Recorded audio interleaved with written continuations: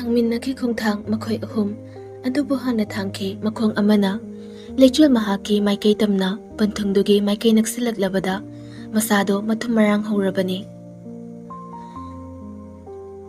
ꯉꯥꯟꯊꯣꯏ ꯐꯤ ꯌꯣꯝꯁꯤꯜꯂꯤ ꯑꯗꯨꯒ ꯍꯤꯌꯥꯏꯒ ꯂꯩꯆꯤꯜꯒ ꯐꯝꯗꯨꯅ ꯂꯩꯔꯝꯃꯤ꯫ ꯊꯣꯡ ꯍꯥꯡꯗꯣꯛꯈꯤꯕꯩ ꯃꯈꯣꯜ ꯇꯥꯕꯗ ꯑꯍꯨꯝꯃꯛ ꯃꯈꯣꯏ ꯑꯅꯤꯗ ꯂꯣꯏꯅ ꯌꯦꯡꯂꯛꯏ꯫ ꯉꯥꯟꯊꯣꯏ ꯅꯣꯛꯁꯤꯟꯅꯔꯒ ꯅꯈꯣꯏ ꯂꯥꯛꯏꯕ꯭ꯔꯥ?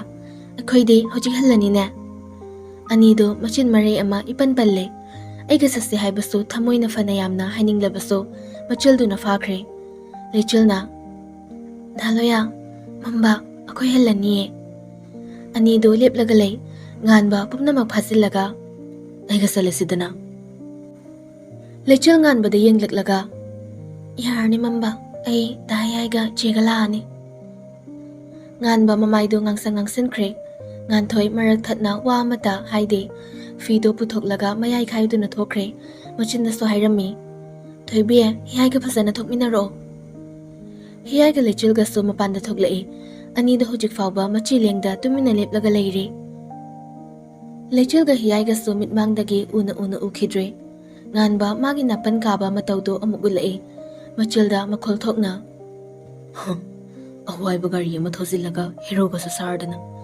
ꯑꯩꯅ ꯍꯧꯖꯤꯛ ꯂꯩꯆꯤꯜꯕꯨ ꯑꯩꯅ ꯀꯜꯂꯛꯄꯅꯤ ꯑꯗꯣ ꯍꯥꯏꯔꯗꯤ ꯃꯥ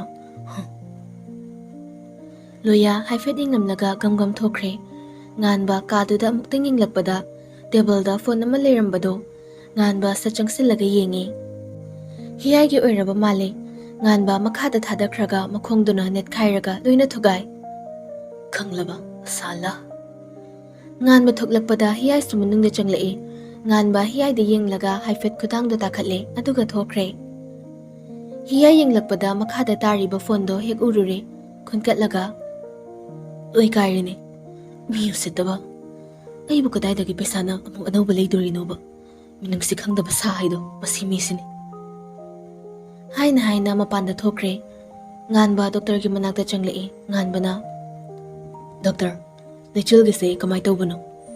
ꯗꯣꯛꯇꯔꯗꯨꯅ ꯃꯥꯒꯤꯁꯦ ꯋꯥꯈꯜ ꯃꯥꯡꯕ ꯌꯥꯕ ꯍꯤꯗꯥꯛ ꯍꯥꯞꯄꯕ ꯄꯣꯠ ꯆꯥꯔꯨꯕꯗꯤ ꯑꯣꯏꯗꯣꯏꯅꯤ꯫ ꯑꯗꯨꯝꯅ ꯉꯥꯏꯍꯥꯛ ꯋꯥꯔꯤ ꯁꯥꯟꯅꯔꯝꯂꯒ ꯉꯥꯟꯕꯁꯨ ꯍꯟꯈ꯭ꯔꯦ꯫ ꯂꯩꯆꯤꯜ ꯍꯣꯏꯁꯨ ꯃꯌꯨꯝ ꯌꯧꯔꯛꯂꯗꯨꯅ ꯇꯣꯟꯊꯣꯔꯛꯏ꯫ ꯃꯩ ꯎꯞꯇꯨꯅ ꯂꯩꯆꯤꯜꯕꯨ ꯏꯃꯨꯡꯗ ꯄꯨꯁꯤꯜꯂꯛꯂꯦ꯫ ꯃꯦꯝꯆꯥꯅ ꯂꯥꯛꯑꯕ꯭ꯔꯥ?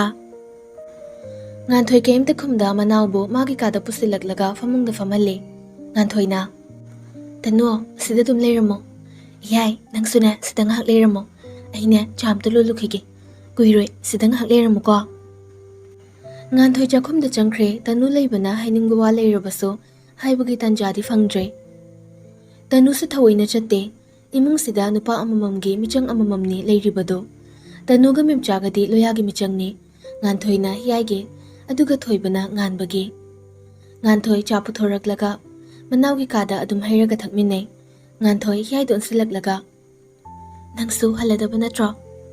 ꯍꯤꯌꯥꯏꯅ ꯍꯣꯏ ꯆꯦ꯫ ꯐꯔꯦ, ꯑꯗꯣ ꯊꯥ 2ꯒꯤ ꯃꯇꯨꯡ ꯀꯥꯎꯕ ꯌꯥꯗꯦꯀꯣ꯫ ꯍꯤꯌꯥꯏ ꯏꯀꯥꯏꯔꯞ ꯅꯣꯛꯂꯒ ꯂꯩꯆꯤꯜꯗ ꯌꯦꯡꯂꯛꯏ꯫ ꯂꯩꯆꯤꯜꯅ ꯆꯦ ꯅꯪꯁꯤꯗꯤꯕ꯫ ꯍꯤꯌꯥꯏ ꯆꯠꯂꯒꯦ ꯍꯥꯏꯔꯣ?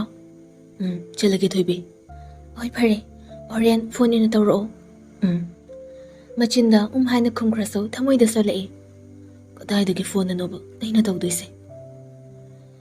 ꯍꯤꯌꯥꯏ ꯃꯌꯥꯝꯗ ꯆꯠꯂꯒꯦ ꯍꯥꯏꯔꯝꯂꯒ ꯆꯠꯈ꯭ꯔꯦ꯫ ꯍꯤꯌꯥꯏ ꯍꯦꯛ ꯆꯠꯈꯤꯕꯒ ꯃꯦꯝꯆꯥꯅ ꯃꯆꯥꯅꯨꯄꯤꯗ ꯑꯣꯟꯁꯤꯜꯂꯛꯂꯒ ꯑꯁꯤꯒꯤ ꯅꯨꯄꯥꯁꯦ ꯌꯥꯝ ꯂꯣꯏꯅꯅꯨꯀꯣ, ꯏꯃꯥꯗꯤ ꯄꯥꯝꯗꯦ꯫ ꯉꯥꯟꯊꯣꯏ ꯃꯃꯥꯒꯤ ꯋꯥꯍꯩꯗꯨꯗ ꯏꯃꯥ ꯀꯩꯅꯣ ꯅꯪꯅ ꯍꯥꯏꯗꯨꯅ? ꯑꯁꯤꯅꯅꯦ ꯏꯅꯥꯎꯁꯦ ꯀꯜꯂꯒ ꯄꯨꯔꯛꯏꯁꯦ꯫ ꯈꯪꯗꯦ, ꯑꯩꯗꯤꯅꯦ ꯀꯌꯥ ꯄꯥꯝꯗꯦꯗ, ꯂꯣꯌꯥ ꯍꯥꯏꯕ꯭ꯔꯥ ꯑꯃ ꯂꯩꯕꯗꯣ ꯑꯗꯨꯗꯤ ꯌꯥꯝꯅ ꯐꯩꯅꯦ ꯊꯣꯏꯕꯤ꯫ ꯏꯃꯥꯗꯤꯅꯦ ꯅꯪꯁꯦ ꯃꯉꯣꯟꯗ ꯊꯥꯖꯔꯒꯦꯅ ꯍꯥꯏꯈ꯭ꯔꯕꯅꯤ꯫ ꯉꯥꯟꯊꯣꯏ ꯁꯥꯎꯅ ꯀꯩꯅꯣ ꯏꯃꯥ, ꯃꯥꯅ ꯐꯗꯅ ꯀꯌꯥꯝ ꯐꯗꯣꯔꯤꯒꯦ? ꯅꯆꯥꯁꯤꯕꯨ ꯀꯟꯗꯨꯅ ꯄꯨꯔꯛꯄ ꯃꯤꯗꯨꯅ ꯐꯠꯇ꯭ꯔꯒ ꯏꯃꯨꯡꯁꯤꯒꯤ ꯀꯩꯝꯇ ꯇꯧꯗꯕ ꯃꯤꯗꯨꯅ ꯐꯔꯕꯣ? ꯃꯦꯝꯆꯥ ꯃꯆꯥꯗ ꯆꯩꯔꯛꯏ꯫ ꯑꯍꯥꯏ ꯀꯔꯤꯒꯤ ꯀꯩꯝꯇ ꯇꯧꯗꯕꯅꯣ? ꯃꯌꯨꯝꯗ ꯍꯟꯗꯕ ꯃꯈꯩꯅꯤꯅꯦ ꯅꯅꯥꯎꯇꯣꯟꯒ ꯑꯩꯒꯁꯦ ꯁꯪꯂꯤꯕꯅꯤ꯫ ꯁꯤꯗꯕꯨ ꯅꯨꯡꯁꯤꯗꯅ ꯀꯅꯥꯗ ꯅꯨꯡꯁꯤꯅꯤ? ꯇꯥꯅꯤꯡꯗꯦꯗ ꯏꯃꯥ, ꯑꯩꯈꯣꯏ ꯊꯣꯏꯕꯤꯒꯤꯅꯦ ꯆꯞ ꯆꯥꯕ ꯅꯨꯄꯥꯗꯤꯅꯦ ꯍꯤꯌꯥꯏꯅꯤ ꯍꯤꯌꯥꯏ꯫ ꯇꯅꯨꯅ ꯇꯞꯂꯞ ꯏꯃꯥꯒꯤꯁꯤꯅ ꯍꯦꯟꯅ ꯐꯩꯌꯦ ꯆꯦꯆꯣ꯫ ꯂꯩꯆꯤꯜꯗꯤ ꯇꯤꯡꯉꯛ ꯌꯦꯡꯂꯦ꯫ ꯊꯣꯏꯕ ꯇꯥꯕ ꯉꯝꯂꯛꯇ꯭ꯔꯦ꯫ ꯌꯥꯔꯦꯀꯣ ꯌꯥꯔꯦ, ꯑꯅꯤꯃꯛ ꯑꯃꯠꯇ ꯄꯥꯝꯗꯦ꯫ ꯉꯥꯟꯕꯗꯅꯦ ꯏꯆꯥꯕꯨ ꯊꯥꯖꯒꯅꯤ, ꯁꯤꯗ ꯋꯥ ꯂꯣꯏꯔꯦ꯫ ꯁꯤꯗ ꯀꯔꯤꯒꯤꯅꯣ ꯀꯔꯥꯒꯤꯅꯣ ꯍꯪꯂꯛꯀꯅꯨ꯫ Hairamlaga hogatlaga thokre. Leichil mapada mamit arai khelau thoklaga yenglaga lei. Nganthoi mimchaga su adu mangai. Don su munna yengtuna lehawi nganthoi na. Kahino sinamo. Leichil na. Noida aigi nupa panabiyo na haibra. Laining manupa mahiktada leini. Amtane loi thokrose kok yam chieba. Makhoi su matang hogatlaga thokre. Leichil isau lang hawi. Noina phana hairasu aidi hiaida leidoi leire. Ngai ko ibu hiaida leiradi ngan bhoigi imungsa. Karamna amuk kahina nungsinahalloi. Wakhaldu munna khallaga mawa laudida. Lisaringai thabak pumnama pangthoga loire. Thani di khazikta ngairine. Thabak yam thuna paihudaba yade. Ngan be Leichil da call tawsilai. Leichil khalamba wakhalgado pungcha hek chaikhre. Masu paikhatli. Hello. Ngan ba hekta ngang tharae. Nang naba pharabanina hingdagi thabak lakadaba khangaba. Nangi salary so 70,000. Mamba, ay thabak to tuoge. Ichena su tuo na harabanina ay tawbada nangaidre tuoge ba. Ngan ba kasi call do kala. Karigi tokpano tokpag yari khangaba. Leichil ngan ba na call ga wangkhatlakpaduda mano ina sauna. Nang kari orige. Ay na tawninga kusi tawnindra kusi. Masida nang nengonda jagat ngangbagi mathaw tade. Nang karamba mino haiba ay yamuna khangaba sane. Phone se nungai tabagi ay nasumpay birabane. Nangi sigumba mathong maram khangdaba singse tawrakadaba oiradi aingonda paw pharakano. Ngan ba wa mata haiba nang hodringai Leichil na phone do yam sauna kakthatkhi aduga machinda sole. Malim sida mani ihan heli. Magi makhada adum leigadabani sinine. Ainane nangi nakhada leiba haibadudi namangda phabu khallurana. Aigi amatu iba pandamdine. Nakhoi ani gi thamoibu machet tana thugaiba. Nakhoi gi imungbu aina tumna manghanba. Nganba mayumda leiba yadre. Phone su kakhibana amukhana tawrubagi pangal su yaudre. Nganthoina. Don, thoibi. Tanuna. Kai hangi chacho. Ai thabak chataba kuire. Aina ngai amta yorukhige. Nachega phasana leiramuko. Hoi che. Mama memcha sathoglai. Bima, kai no chabe yaba khara leiro nanaw na sajanaba. Hoi ma. Ngan thoi du jewelry du tamna chatkre. Handak numit ni sida ngan bohigi potsit khara hantarai. Whisper hoigi ni hena potsit pharakpagum tawrai. Ngan ba phone da whisper ga wari sanari. Whisper. Aikoigi potpo noina fataba dahanaba hotnari. Ay haigata. Nang na fana hotnarasu kanaroi. Aduga handak mapandagi aikoigi potpo lainaba hotnaribasida. Noina oidaba kaya matamsilaga. Noigi oini yun kinaba hotnarida. Mahay pakloi. Whisper yam no sitana. Hey, what's up tayong? Ay natharakliba notice to munaba. Hagjit pung 10 am ay thame. Hayarga whisper phone na thamkre. Ngan baso sat WhatsApp to changlaga notice to yengi. Madudi pung 10 taba matamda hangjit mapandagi lakpa midugi mamangda company ni sige maramda yamna munna explain to na ba order ni. Ngan basauna. Siya. Nakhoi na ngambadi oithokloi. Somda su ngan thoi jewelry shop to delivery. Lupa shop to check lagle ngan thoi na. Sar lakpire. Lupa na. Kamay tawriba. Yam phasana chatliye sir. Lupa sumchang duni yengi khangaude lupa yam sauna laure. Sidagi diamond necklace tudi kadai da chatkharba. Ngan thoi yauna makhoi mari duga mafam duda yam thuna chansilai. Adubu ure lig hapa box to ihang duna lig tudi yauramdre. Lupa yam saukre makhoi manga da onsilaklaga. Aikhoi gi sopsida khwaidagi tangba. Aina jiksinna seno haiba potse noina suklai thokliba karigino. Ngan thoina tapna haire. Camera da yengjage sir. Aikhoi tasing uhogdabani. Makhoi pulap camera gi record to da yengle lupana. Sigi camera se kanano off thamino. Nakhoi manga dagi amana soidana lawbo iramgani. Git launa namlaga hairakpani kanana bunungai ni. Makhoi gi amumu mibu udaba mataw hek yauri. Lupa maga lakpa napa amado unsilaga. Makhoi gi bag sing se check loina makto. Nupa do sa changsilaglaga bag sing do matang check tawrai. Asum tawrakpada ngan thoi gi su mapa yawraktuna Bag to lawraga check tawi. Adubu likto nganthoi gi bag ta yauduna leiramle. Nganthoi mamit mana lauthorei. Yamna ngakpa sa fawi. Karino haina khalakpada. Lupa nganthoi da lesilaglaga. Ibima, nang magna. Nganthoi mabulana lawkiba tari khanbada. Yamna thuna mapira chena singdoragi. Sir, aina lawba natiye. Aidi ngarang nahansu lakte. Ngasi hek lakpaga bag se side thamaga dum leibani. Ai khangdiye sir. Ai tasengna khangdiye sir. Mafamsidagi pochai mangkraba matung adu ngaktani haikraba mayamdu. Nangsu nasana khangliduni. Huralabanina huralaba mibu mafamsida kuina thamlo. Thambasu phatte.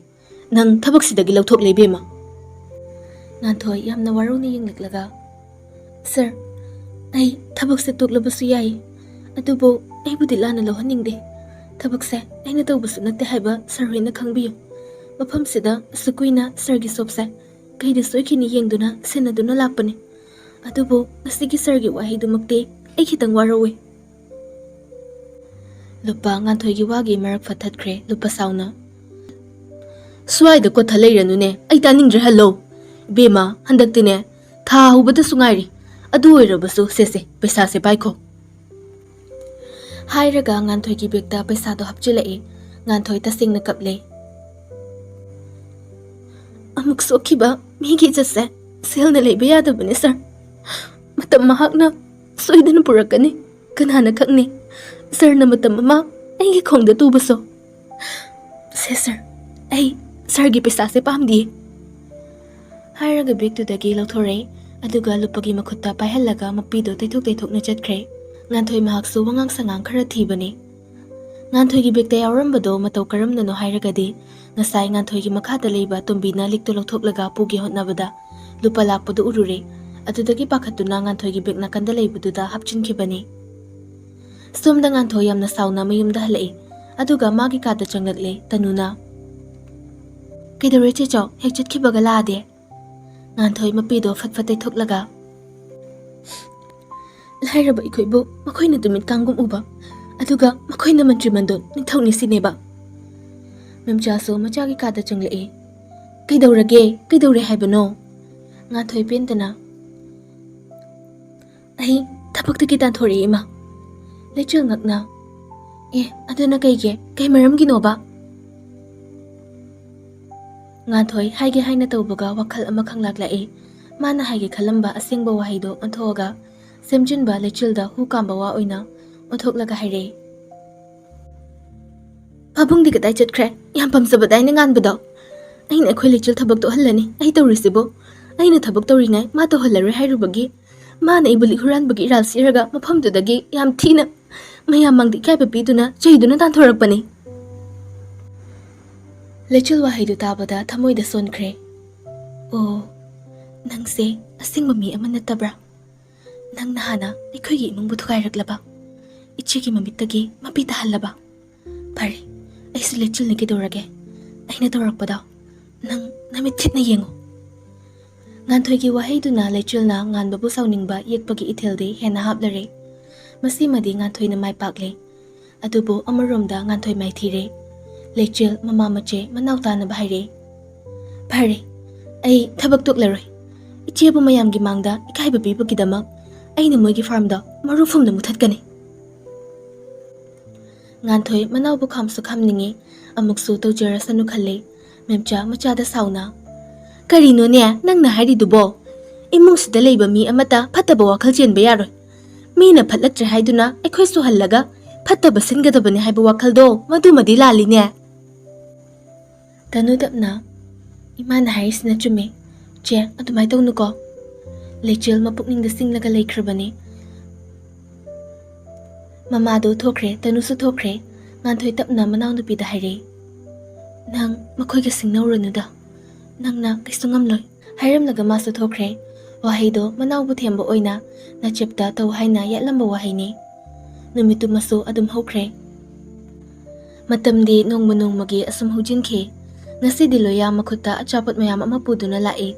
Lechildi famungda adum lay. Thabaktagi nathainaba. Tanu manggolda lairik ngahak sumying lambani school chatringaido. Loya lakpa ubada tanuda kaure. Dada lairo sida kakhalo. Ay iche kauruge. Loya nokmi. Oy naubi. Tanu manungda changlaglaga.